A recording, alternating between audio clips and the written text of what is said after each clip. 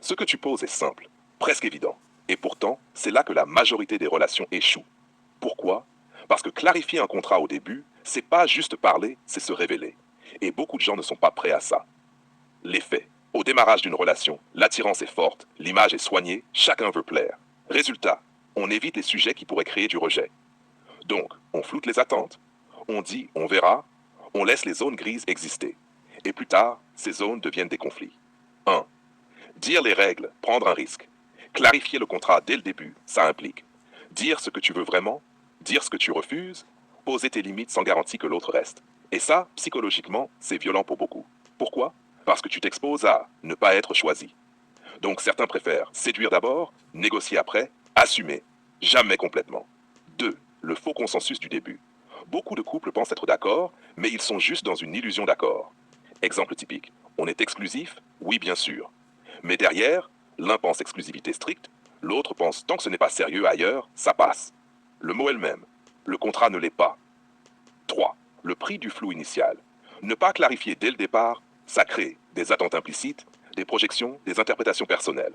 Et quand la réalité arrive, l'un se sent trahi, l'autre dit ⁇ Je n'ai jamais promis ça ⁇ Et les deux ont l'impression d'avoir raison, parce que le contrat n'a jamais été réellement posé. 4. Les profils face à la clarté. Quand tu proposes un contrat clair dès le début, tu filtres.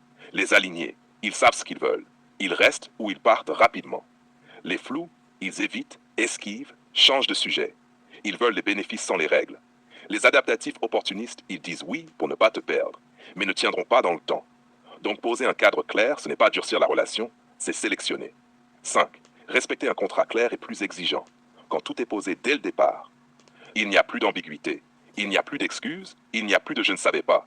Et ça demande de la discipline, de la cohérence, une vraie maturité émotionnelle. C'est pour ça que beaucoup préfèrent le flou. Le flou protège à court terme. 6. La vérité inconfortable. Même avec un contrat clair dès le départ, tout le monde ne va pas le respecter. Pourquoi? Parce que certains surestiment leur capacité à s'engager, certains changent en cours de route, certains mentent dès le début, même à eux-mêmes. Donc la clarté ne garantit pas la réussite, elle garantit juste une lecture rapide de la réalité. Conclusion. Dire le contrat doit être clair dès le départ, c'est pas une préférence, c'est une stratégie de lucidité. Tu gagnes du temps, du respect, de la cohérence. Tu perds les illusions, les relations ambiguës, les personnes incompatibles. Et au fond, c'est exactement le but.